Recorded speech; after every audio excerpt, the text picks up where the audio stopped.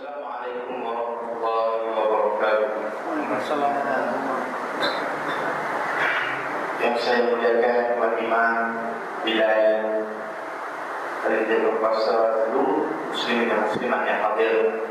Alhamdulillah, syukur kita kepada Allah Subhanahu wa taala karena di malam yang mulia, di hari yang baik ini dapat kita berhimpun di bawah satu punggung kemuliaan untuk mendengar sebagai halwa telinga yang bisa iman.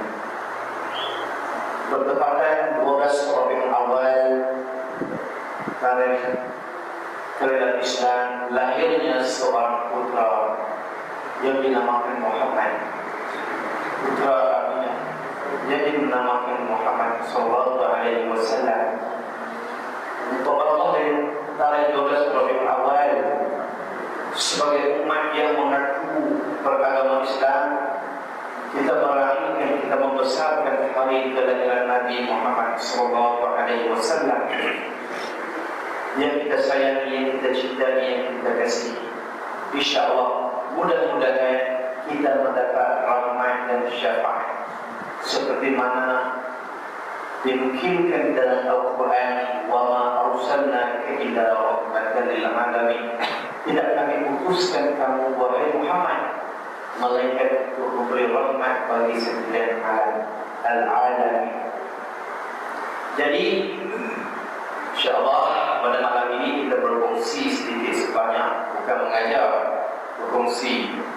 Kalau mengajar berkongsi tentang nak tahu siapa itu Nabi Muhammad yang disebutkan Muhammad. Banyak orang nama Muhammad. Kita nak tahu, nak lebih dekat kepribadian seorang manusia agung yang diputuskan oleh Allah Subhanahu wa taala untuk rahmat bagi seluruh alam. Jadi kita cerita pasal sirah Nabi Muhammad. Setiap tahun datanglah ustaz mana pun, dia akan cerita benda yang sama. Semua orang dah tahu tentang sejarah Nabi Muhammad SAW. Sinonim orang Malaysia, setiap kali peristiwa maulid Nabi dia akan sambut besar-besaran, malah sampai tak perlu belajar, dah boleh ingat melalui pengalaman-pengalaman yang lalu. 12 Rabiul Awal hari kelahiran Nabi Muhammad, bila tahun gajah, dah tahu sangat dah dalam kepala. Sebenarnya itu benda itu dalam kepala kita. Tapi apa yang kita nak menjiwai agama yang dibawa oleh Nabi Muhammad sallallahu alaihi wasallam. Jadi surau kita ada batas disambungnya 17 hari bulan. Tarikh yang sebenarnya 12 hari bulan, tetapi masih di dalam bulan Maulud. Jadi kita tengok pada sejarah sebelum lahirnya Nabi Muhammad SAW. Sebelum ini pun kalau ceramah itu juga yang ceritakan sejarah sebelum lahirnya Nabi Muhammad SAW. Dunia mengalami zaman suram di ketika itu. Dunia diselimuti oleh kabus yang tebal, makna kabus kejahilan yang tebal. Manusia hidup tanpa agama, manusia hidup dalam kejahilan yang melampau, manusia hidup dalam kesesatan. Mereka tidak mengenal dunia, malah dunia pun tidak mengenal mereka. Zaman sebelum terputusnya Muhammad SAW. Jadi bertepatan 12 Rabiul Awal, satu peristiwa besar dalam sejarah Islam, iaitulah tentera Abraha yang dipimpin oleh Najasyi. Raja Najasyi datang ke Mekah dengan tujuan untuk memusnahkan Kaabah. Bukan Nabi lahir datang tentera Abraha nak musnah Kaabah. Jarak antara peristiwa bergajah dengan kelahiran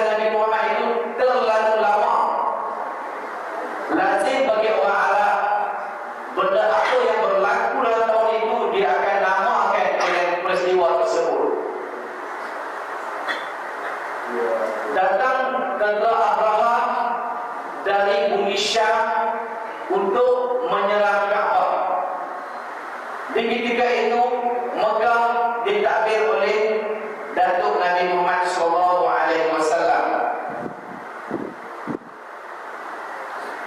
pada tanggal 12 Rabiul Awal. Nak dibedekkan cerita 12 Rabiul Awal. Setelah berpuluh-puluh tahun selepas itu, barulah lahirnya Nabi Muhammad SAW pada tanggal 12 Rabiul Awal, bertepatan dengan peristiwa Kaabah nak diserang oleh tentera Abraha yang diceritakan dalam surah Al-Fil. Alam tara kaifa fa'ala rabbuka bi ashabil fil alam yaj'al kaidahum fi tadlil wa arsala 'alaihim tayran ababil tarmihim bi hijaratin min sijil faj'alahum ka'asfin ma'kul. Jadi 12 Rabiul Awal lahirlah putra Aminah, anak kepada Abdullah, yang diberi nama Muhammad. Dalam keadaan dunia hiruk pikuk dengan kejahilan, dalam keadaan dunia diselimuti dengan kabus kesesatan yang melampau, di celah-celah kesesatan itu lahirlah seorang manusia yang menerangi alam. Ada riwayat yang mengatakan di saat lahirnya Nabi Muhammad SAW pada subuh hari Isnin terpadam api sembahan majusi. Api sembahan majusi itu terpadam, menunjukkan apa yang diceritakan dalam kitab Injil, apa yang diceritakan dalam kitab Zabur ada kebenaran. Akan berlaku peristiwa yang pelik masa kelahiran manusia agung. Antaranya api sembahan majusi terpadam. Yang kedua, kedudukan berhala Hubal tergugat. Berhala Hubal merupakan berhala yang paling megah dan agung di Mekah di ketika itu.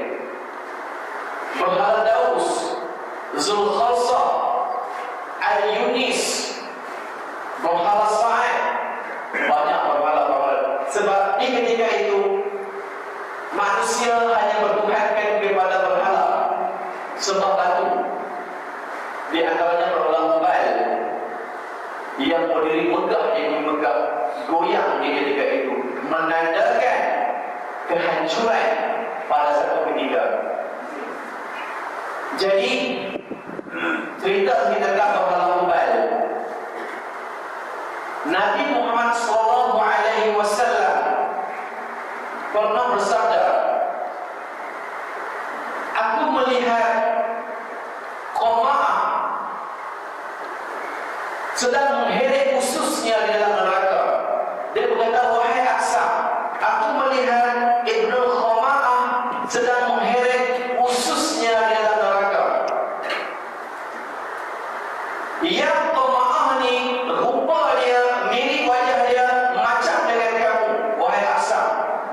Merah muka Aksam. Kalau macam tu Rasulullah, aku dalam bahaya. Sebab muka aku ini mirip orang yang mengheret usus di dalam neraka.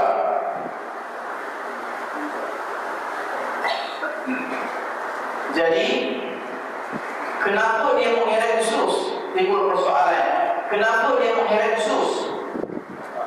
Lalu Nabi Muhammad pun menceritakan kepada Aksam bahawasanya Qama'ah ini orang yang pertama merubah agama Ismail, orang yang pertama membawa berhala ke bumi Mekah, orang yang pertama mendirikan Hubal, orang yang pertama menghiris telinga unta, orang yang pertama yang melepaskan Saibah. Diceritakan dalam sirah Ibnu Hisham. Timbul persoalan, kenapa menghiris telinga unta, kenapa melepaskan Saibah? Ada kesempatan, dia ceritalah apa itu Saibah. Jadi muka yang ni nak sama dengan ada herek khusus di dalam neraka tadi. Kalau macam tu, apa dalam bahaya? Contohnya kita lah, muka penyambung hati kehendaki polis tu macam dengan kamu. Baik, tak selamat aku ni. Mirip sebiji macam kamu. Cara senyum, duduk menyandau kat dia macam kamu lah dikehendaki. Tak senang duduk.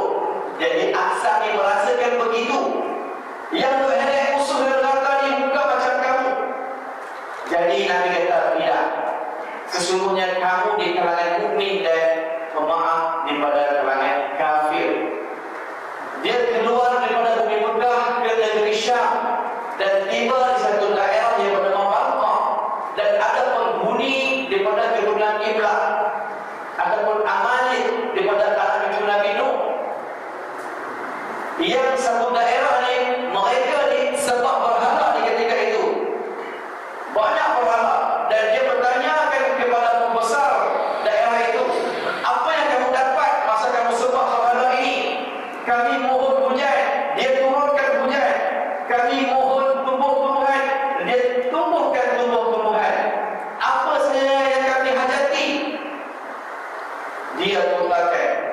Kalau macam tu, bagilah ke aku satu untuk aku bawa balik ke negeri aku, dan aku sembah di negeri aku. Aku ajak rakyat-rakyat di negeri aku menyembah berhala yang kamu sembah ini. Itu sejarah berlakunya berhala di bumi Mekah.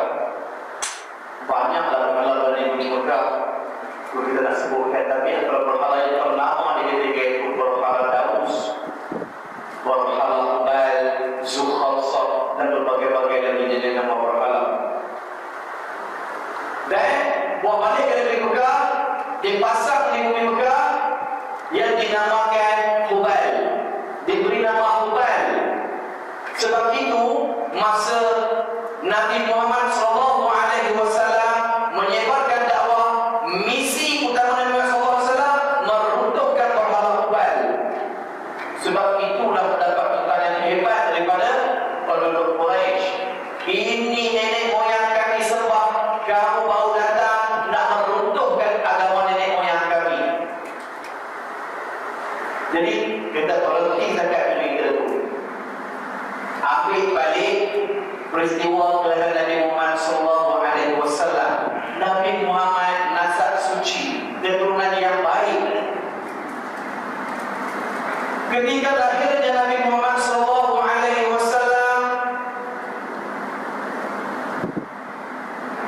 ketiadaan ayah. Semua orang tahu Nabi Muhammad lahir dalam keadaan yatim. Nak ceritakan Nabi Muhammad segala-galanya contoh teladan yang baik. Nabi Muhammad lahir dalam keadaan yatim, tidak berbapa masa dilahirkan, kerana bapaknya meninggal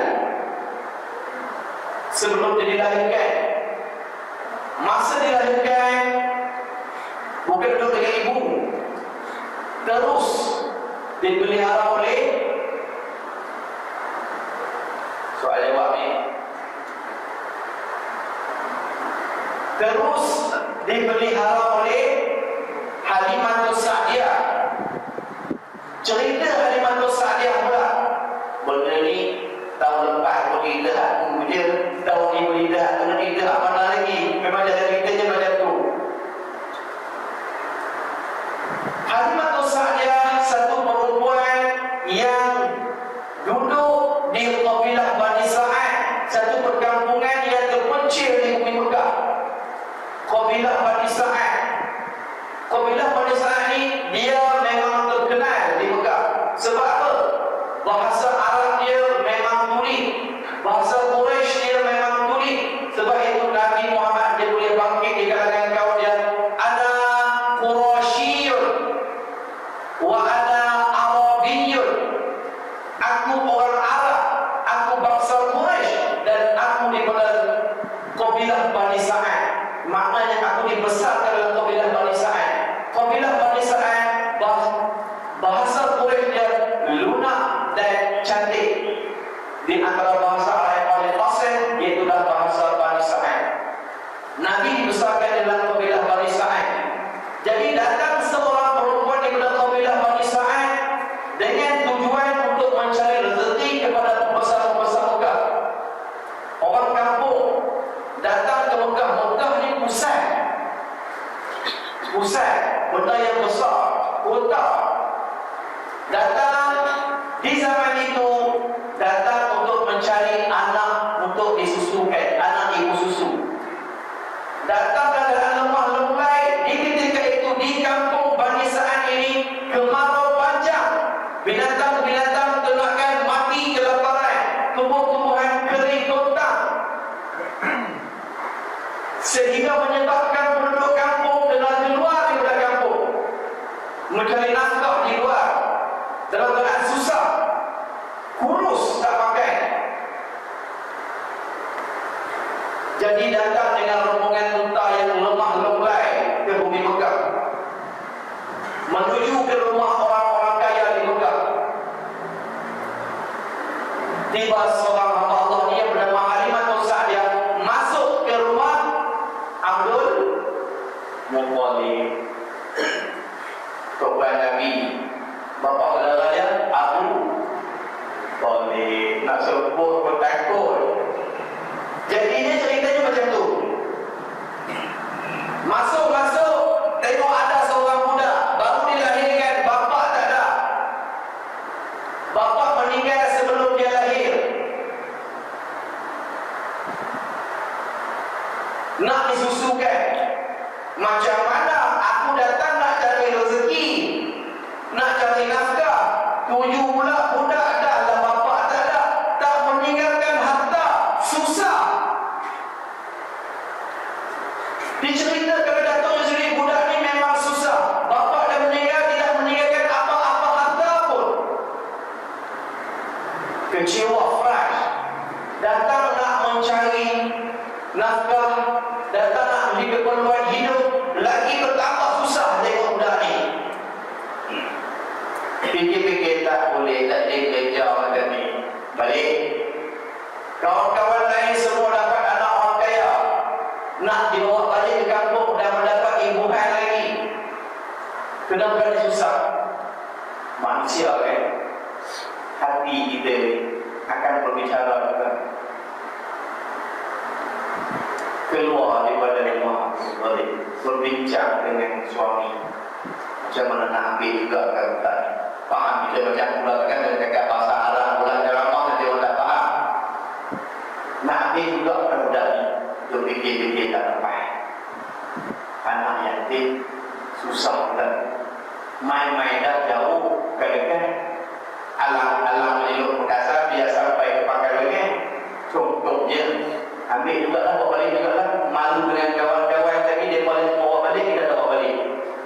Tak apalah, menyusukan, masa susu masuk balik, tak apa, saya terima seadanya bayi yang tersebut. Budak ni saya terima seadanya. Nama apa? Namanya Muhammad. Saya dia tengok susah. Di bangku yang Halimatus Sa'diyah disusukan.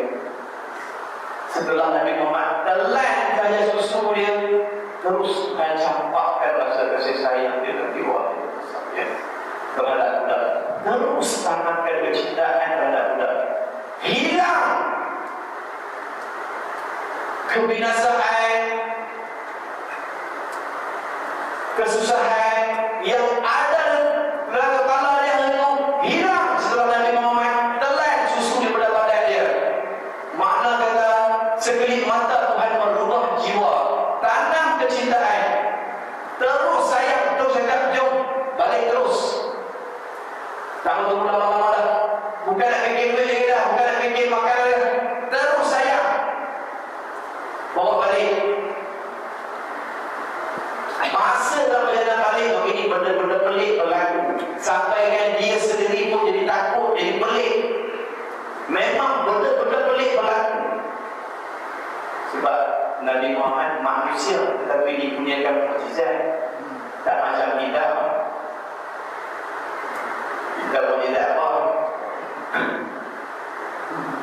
Okey. Jadi masa perjalanan balik itu Walaupun dah dengar lagi tak apa, dapat pahala. Walaupun tak sedap, dapat dengar aja. Masa perjalanan balik oleh anak unta tu, jadi boleh unta yang tadi lemah lelai jadi laju daripada unta lain, sehingga kan perempuan Arab mengatakan, celaka kamu Khadijah, kenapa kamu laju daripada kami, sedangkan kamu dapat bayi yang susah daripada keluarga miskin. Laju, unta jadi laju, unta pun seronok. Ini dikatakan rahmatul lil alamin, rahmat bagi seluruh alam, bukan manusia saja. Tumbuh-tumbuhan, pokok kayu, binatang, jin dan sebagainya, alami, seluruh alam. Itu rahmat tu. Balik ke kabilah Bani Sa'id, Nabi Muhammad disusukan selama 2 tahun di kabilah Bani Sa'id oleh Halimatus Sa'diyah. Masukkan 2 tahun tu, ya Allah Akbar, anak pinak jadi cergas. Anak Halimatus Sa'diyah hidup dengan cergas. Tanam-tanaman tu nak akan jadi subur, ramai. Dan satu ketika di akhir sekali, masa nak dihantarkan kepada pangkuan ibunya, perjanjian 2 tahun anak ibu susu, masa itu 2 tahun. Masa dihantar, anak-anak dia menangis tapi tak sanggup kehilangan Muhammad. Dia menyeri keluarga kita. Dia satu budak yang baik, tak pernah menyakiti. Selama dia ada di kita, hidup kita menjadi riang. Masa nak hantar menangis, dipulangkan ke pangkuan ibunya. Bila dipulangkan ke pangkuan ibunya, Halimatus Sa'diyah menangis depan Aminah, minta satu lagi. Boleh tak aku nak bela dia lagi, nak bela lagi budak ni, walaupun tak menyusukan, nak dia duduk di dengan kami. Ibu Nabi Muhammad dipisahkan selama 2 tahun, tak menengok, rindukan anak, datang ke pangkuan nak peluk cium anak, tiba-tiba orang minta lagi. Ini hati ibu Nabi. Tak apa, bawa balik. Masa bawa balik kali kedua pun, dia diceritakan seronok berlalu. Akhir sekali dah mula nampak benda-benda yang pelik berlaku pada Nabi Muhammad SAW. Antaranya Syekhus Sadri, peristiwa belah dada Nabi, dan antara lain diceritakan di dalam hadis ketika Nabi Muhammad melangkah kaki di setiap tahan permainan rumput-rumput hijau. Benda-benda pelik dan benda ni dah berlaku benda pelik. Tapi benda yang paling mengejutkan Halimatus Sa'diyah adalah Syekhus Sadri yang pertama, peristiwa belah dada Nabi yang pertama.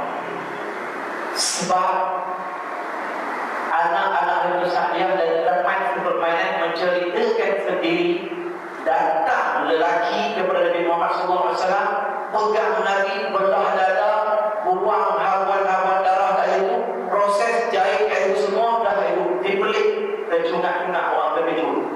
Benda pelik lah kepada Nabi. Apa kata kereta efek ni bukan sirah Indonesia. Tengok panjang lebar perayaan Syekhus Sadri. Jadi pelik berlaku Nabi Muhammad. Sebab apa berlakunya Syekhus Sadri? Masa tu Nabi Muhammad dah pernah masuk ke alam remaja dan jadi besar. Dan jadi besar, dia manusia yang dipelihara oleh Tuhan, manusia yang dijaga rapi oleh Tuhan. Tidak mahu ada langsung hawa-hawa yang tak baik, itulah dibersihkan, bersih-bersih. Riwayat katakan beberapa 3 kali Syekhus Sadri berlaku kepada Nabi Muhammad SAW. Nak cerita mulia Nabi Muhammad, dia menceritakan di masa dia main sepermainan dengan kawan sepermainannya, lazim bagi orang Arab, anak-anak orang Arab Jahilah di ketika itu, kalau dia bermain, dia suka tunjuk siapa yang paling kuat. Dia akan angkat batu besar. Siapa boleh angkat batu paling besar, dia paling hebat. Permainan anak orang Arab ketika itu, angkat batu-batu besar, hidup di pergunungan, angkat batu besar, dia paling hebat. Nabi Muhammad pun nak main sama dengan budak-budak itu.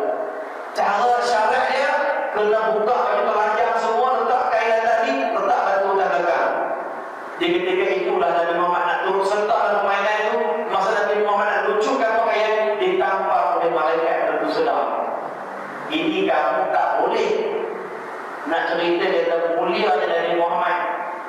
Dia tak sama dengan anak-anak orang Arab yang terlanjang tu. Jadi tak apalah di situ.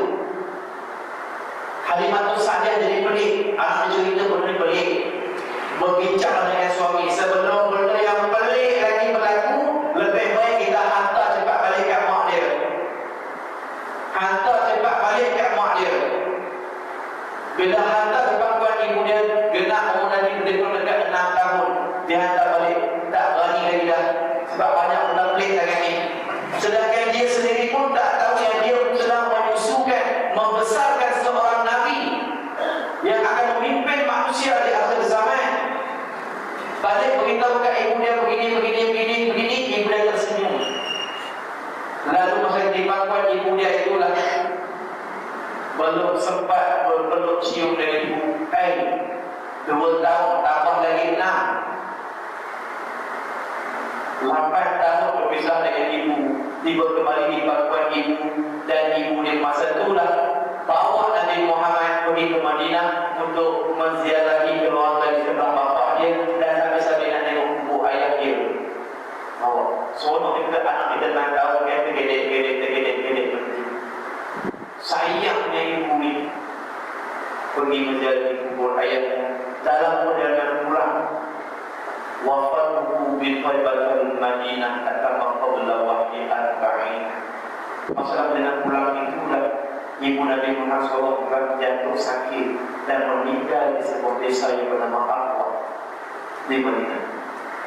Bayangkan 8 tahun berpisah dengan umur 8 tahun saudara. Dah lagi ayah tak ada, duduk dengan orang. Tiba balik untuk dengan ibu dalam masa yang singkat, belum sempat berpeluk cium ibu dengan puas, ibu pula meninggal. Satu cabaran pertama merayu kejiwaan Nabi Muhammad SAW.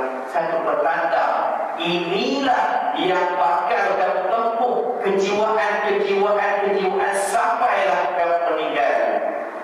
Amalan Allah pertama kepada Nabi Muhammad, nak menjadi pemimpin, nak menjadi Rasul, menjadi Nabi. Inilah cabaran pertama. Bayangkan umur 6 tahun dipisahkan dengan ibu, mati ibu, dan dia dibawa balik oleh Ummul Aiman ke pangkuan Datuk dalam keadaan yatim Nabi Muhammad SAW. Ada ibu, Allahu Akbar, yatim. Jadi sedikit sebanyak kalau kita dekat Nabi kita banyak, tak pernah jumpa mak balik duduk dengan mak, duduk 2 hari tiba-tiba mak hati dalam umur macam tu.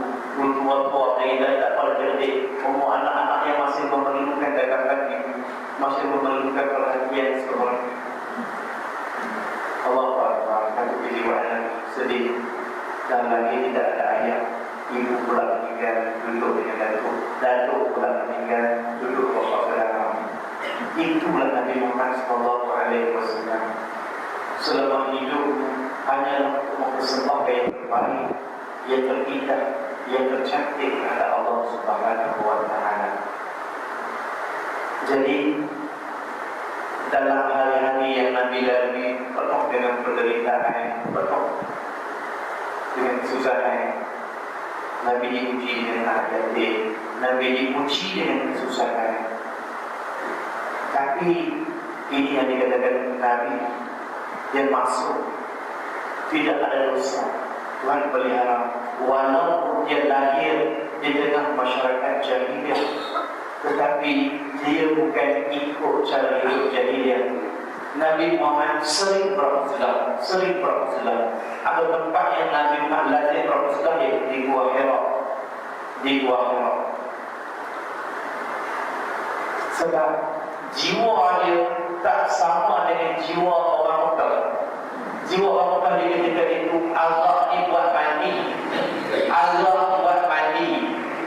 judi itulah pekerjaan, macam-macam perburuan. Tapi Nabi Muhammad mengasingkan diri, berusaha di Gua Hira. Kita pendekkan cerita, berusaha di Gua Hira. inilah diturunkan wahyu yang pertama. Iqra bismi rabbikal ladzi khalaq, khalaqal insana min 'alaq. Surah Al-Alaq. Takut, Nabi takut ketika datangnya malaikat kepada Nabi Jibril mengajarkan kepada Nabi, baca oleh kamu. Nabi balik ke rumah dalam ketakutan, kesejukan. Masa kita dia dah kahwin, kita tanya cerita. Dia dah kahwin, lalu dia ceritakan kepada Khadijah binti Khuwailid. Khadijah pun merasa pelik, lalu berjumpa dengan Waraqah bin Nawfal, bapa saudaranya. Kenapa suami aku balik daripada Gua Hira, dia didatangi oleh lelaki sekian, dia macam ni jadi demam sampai ketakutan. Lalu Waraqah bin Nawfal menceritakan bahawa kalau aku hidup di zaman dia menjadi Rasul, aku orang yang pertama membela dia ketika mana kaumnya sendiri yang memusuhinya. Waraqah bin Nawfal, dia orang yang arif tentang kitab Injil.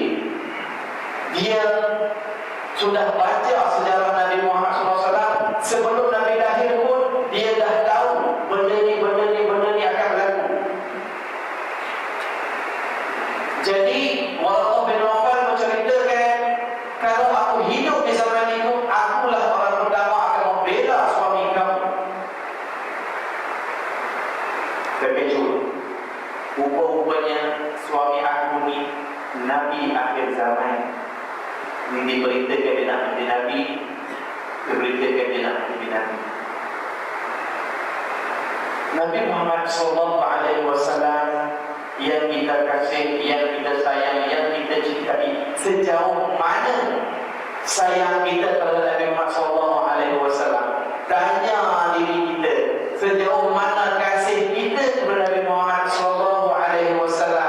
Nabi Muhammad, kalau kita mempelajari bahasa waktu, dari saat ke saat, dari jam ke jam, dari minggu ke minggu, dari hari ke hari, dari tahun ke tahun, sampai Nabi meninggal, sepanjang hidupnya hanyalah mempersembahkan yang terbaik, hanyalah mempersembahkan yang terindah, hanya mempersembahkan yang terelok, yang seikhlas kepada Allah Subhanahu wa taala. Itulah Nabi Muhammad nak ajarkan kepada kita, yang dinamakan khalifah, yang asalnya daripada pancaran air mani dan membentuk segumpal darah, terjadilah lembaga manusia, lahir ke dunia dalam keadaan lemah lembut, dan satu ketika menjadi hebat, menjadi pemimpin, menjadi manusia yang cemerlang, mentadbir dunia. Inilah khalifah yang dikehendaki oleh Allah Subhanahu wa taala, yang Nabi Muhammad nak suruh kita jadi macam tu.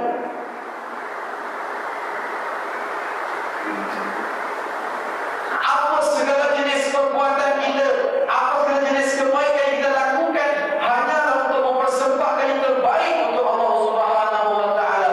Inilah yang Nabi Muhammad ajarkan kepada kita.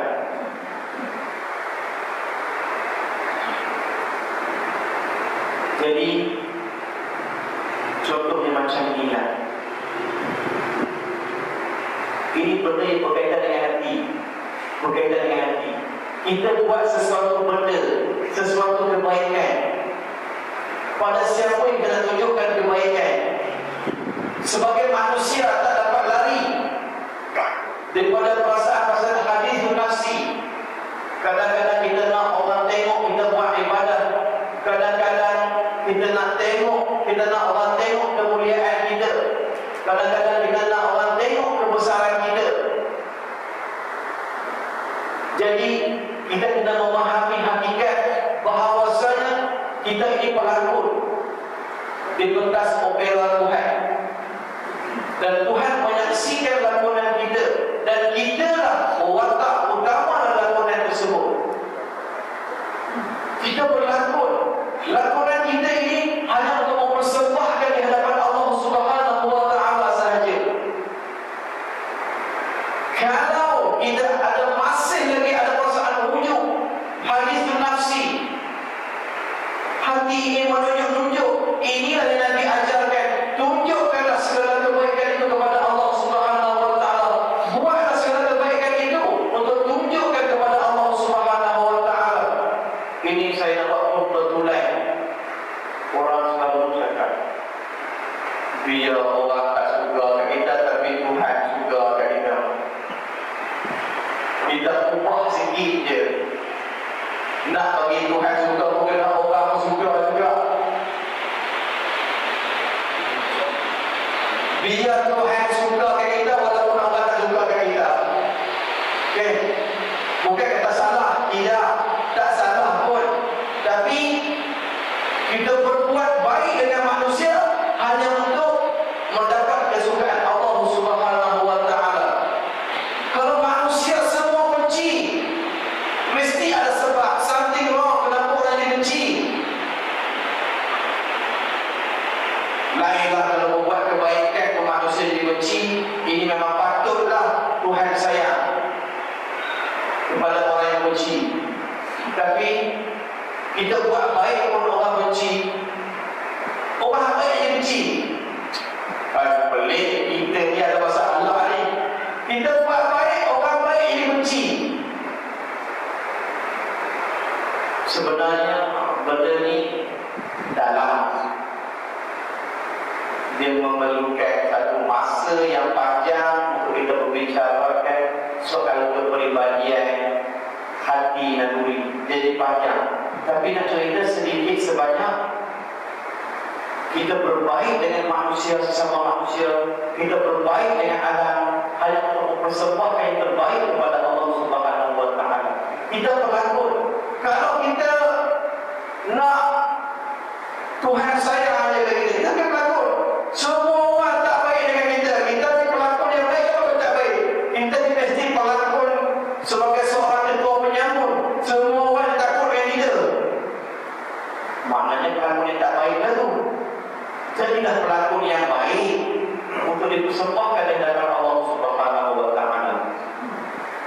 Jadi itulah sedikit sebanyak sebagai halwa telinga,